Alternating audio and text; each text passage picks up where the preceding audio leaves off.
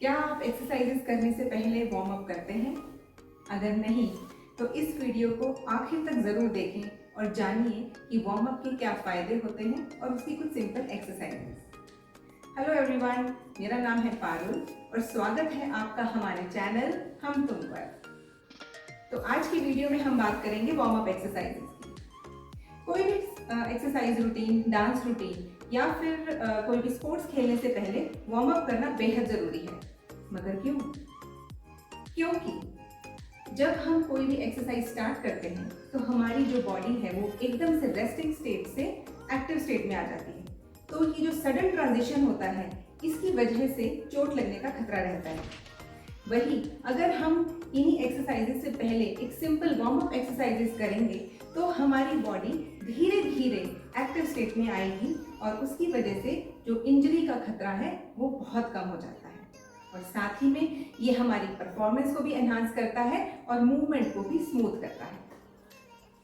तो आप जान ही गए होंगे कि वार्म अप किसी भी एक्टिविटी करने से पहले, चाहे वो स्पोर्ट्स हो या एक्सरसाइजेस हो, कितना इम्पोर्टेंट रोल प्ले करता है। तो आइए देखते हैं कुछ सिंपल एक्सरसाइजेस जो कि कोई भी बिगनर लेवल पे कर सकता है आराम से। तो हम स्टार्ट करेंगे स्पॉट मार्चिंग से।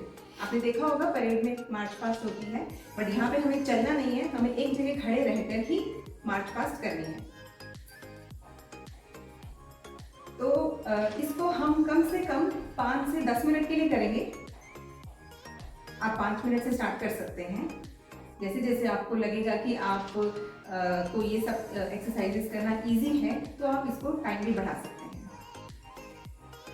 मैं 5 मिनट तक नहीं करूँगी क्योंकि फिर वीडियो बहुत लंबा हो जाएगा और आप लोग बहुत बोर हो जाएंगे। तो ये हुई आपकी पहली एक्सरसाइज। अब हम अपनी बॉडी के जितने जॉइंट्स हैं उनकी मूवमेंट करेंगे। हम ऊपर से स्टार्ट करते हुए नीचे तक जाएंगे। तो सबसे पहले हम स्टार्ट करेंगे नेक से। तो जो नेक मूवमेंट है उसमें हम नेक को इस तरह से पीछे आगे लेकर जाएंगे, साइड टू साइड देखेंगे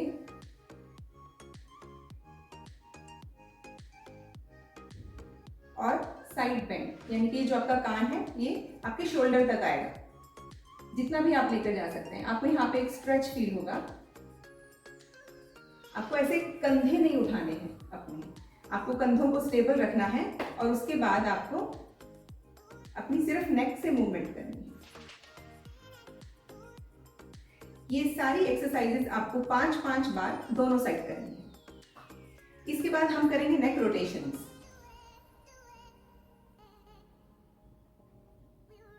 इस तरह से पहले एक डायरेक्शन में, फिर दूसरी डायरेक्शन में। ये भी हम दोनों डायरेक्शंस में, जैसे मतलब कि एंटी क्लॉकवाइज और क्लॉकवाइज, हम 5-5 बार करेंगे। तो नेक के बाद अब हम आते हैं शोल्डर्स पर। तो शोल्डर्स को हम इस तरह से बाहर लेकर जाएंगे और ऐसे छोटे छोटे सर्कल्स बनाएंगे, क्लॉकवाइज एंटी क्लॉकवाइज। ये अभी मैं क्लॉकवाइज कर रही हूँ और ये एंटी क्लॉकवाइज। इनको भी हम 5 से 10 बार करेंगे। इसके बाद हम हमारे राइट हैंड को सामने की तरफ लेकर आकर इसको साइड की तरफ लेकर आएंगे और दूसरे हाथ से अंदर की तरफ इसको पुल करेंगे। आप फील करेंगे कि यहाँ पर आपको एक बहुत ही हल्का सा स्ट्रेच फील होगा। आपको इस पोजीशन में इसको कम से कम 20 सेकंड के लिए होल्ड कर रखना है। फिर वापस आ जाएंगे, फिर से करेंगे, इसको 20 सेकंड के लिए होल्ड करेंगे और फिर वापस आ जाएंगे। मैंने भी 20-20 सेकंड के लिए होल्ड नहीं किया है, बट आप इसको जब करें, आप इसको 20 सेकंड के लिए होल्ड करें तभी ये इफेक्टिव होगा। इसी तरह से हम दूसरी साइड पर भी करेंगे। पहले हाथ को सामने लेकर आएंगे, फिर इसको अंदर की तरफ और इसको इस तरह से पुल करेंगे। तो ये हमें दोनों साइड 3-3 बार करना है। अब हम आ जाते हैं अपने आर्म्स पर। तो हमें इसमें अपनी बाजुओं को आगे की तरफ करना है और अपनी जो फिंगर्स हैं इस तरह से उनको मुट्ठी बंद करनी है और खोलनी है। आप देखिए आप इसको कितनी देर तक कर सकते हैं। 30 सेकेंड से 1 मिनट तक आप इसको कर सकते हैं। आपको फील होगा कि आपकी जो सारी मसल्स हैं यहाँ की, फोर आर्म की भी और ये ऊपर आर्म की, ये सारी एकदम एक्टिवेट हो रही हैं और आपको इनमें हल्का सा टायर्डनेस भी महसूस होगी। तो इसके बाद, ये करने के बाद हम आते हैं रिस्ट पर। हमें रिस्ट रोटेशंस करनी है। आर्म्स को आप सीधा रखिए और उसको वही clockwise and anti clockwise, each movement 5 से 10 बार। अब आर्म्स का करने के बाद हम आते हैं अपनी कमर पर। कमर में हमें पहले थोड़ा सा अपने पैरों के बीच में डिस्टेंस रखना है और उसके बाद हमें एक साइड बेंड होना है और दूसरी साइड का हाथ इस तरह से ऊपर की तरफ लेकर जाना है। इससे आपको यहाँ पर स्ट्रेच फील होगा। आपको इसको 20 सेकंड्स के लिए होल्ड करना है और फिर वापस दूसरी साइड से करना है।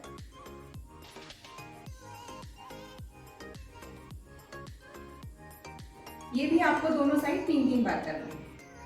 इसके बाद हम करेंगे हमारी जो लोअर बैक है इसकी rotations.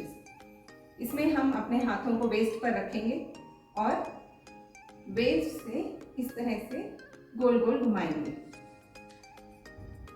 Anti clockwise and clockwise. आपको ये रोटेशंस करते हुए ये ध्यान रखना है कि आपको पूरी बॉडी नहीं हिलानी है, कि ऐसे नहीं। इसमें आपके वेस्ट पे रोटेशन नहीं होगा बल्कि लेग्स और अपर बॉडी में रोटेशन होगा। तो हमें उसको केवल कमर पे करना है, अपनी लेग्स को फिक्स करके रखना है ग्राउंड के ऊपर और फिर रोटेशन करनी है। अब हम स्टार्ट करेंगे लोअर लिम्स यानी कि टांगों की एक्सरसाइजेस। तो इसमें जो फर्स्ट एक्सरसाइज है वो है आपको एक एक करके अपनी टांगों को ऊपर की तरफ ऐसे बेंड करते हुए लेकर आना है। अगर आपको इस तरह से बैलेंस करने में प्रॉब्लम है तो आप किसी भी चेयर का सहारा ले सकते हैं और उसके साथ भी कर सकते हैं।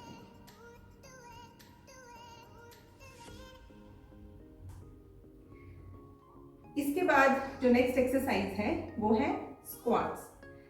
स्क्वाट्स करना स्टार्टिंग में आपको थोड़ा सा डिफिकल्ट हो सकता है अगर आपने कभी एक्सरसाइजेस नहीं की हैं। तो उसके लिए आप इस तरह से एक चेयर के ऊपर बैठें और खड़े हो जाएं। इस एक्सरसाइज को आप 5 से 10 बार करें और जो कंफर्टेबल हैं बिना चेयर के एक्सरसाइज करने में वो इस तरह से अपने लेग्स को शोल्डर लेवल पे रखना है आपको, उनके बीच का जो डिस्टेंस है, और